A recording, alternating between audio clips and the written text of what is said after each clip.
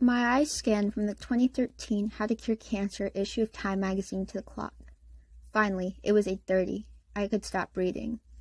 It wasn't that I didn't enjoy reading, I just wasn't fond of reading out loud for an hour. Ever since my mother had received my report card, I had to read out loud every day. My third grade teacher had stated that my reading fluency did not meet grade level standards, and my mother was determined to push me to reach my full potential. I looked over to my mom's tired eyes, and she nodded at me to stop. "I know that this isn't your favorite thing to do," she said, "but remember, for people like us, the only way to move forward and achieve your goals is through education.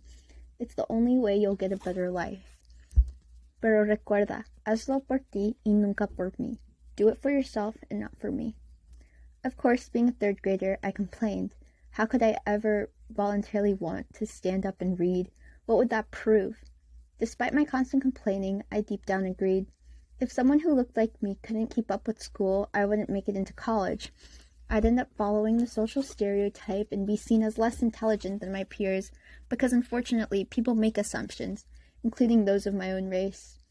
My mother didn't want me to fall down the path that other family members took, which included being undereducated, underemployed, and succumbing to the peer pressure of having kids at a young age.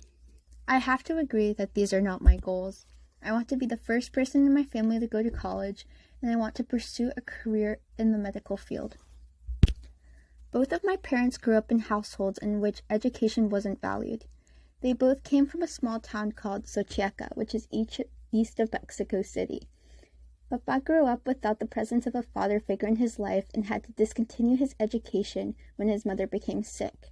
He had to provide for his family by selling tacos on the side of the road. Just down the street, in the same pueblo, lived Mama, where she was surrounded by the machismo mentality. She was not permitted to attend college. After my mother finished high school, she decided to follow my dad and immigrated to the United States. They both had the expectation to live the American dream, only to be disappointed by the fact that it isn't available to everyone. My parents weren't able to move up the social ladder, but still provided me with everything I needed and supported all of my interests, from music to sports. Although I never personally faced any of their challenges, they inspired me to overcome my own struggles, pursue a strong education, and follow my own goals to keep our stories alive.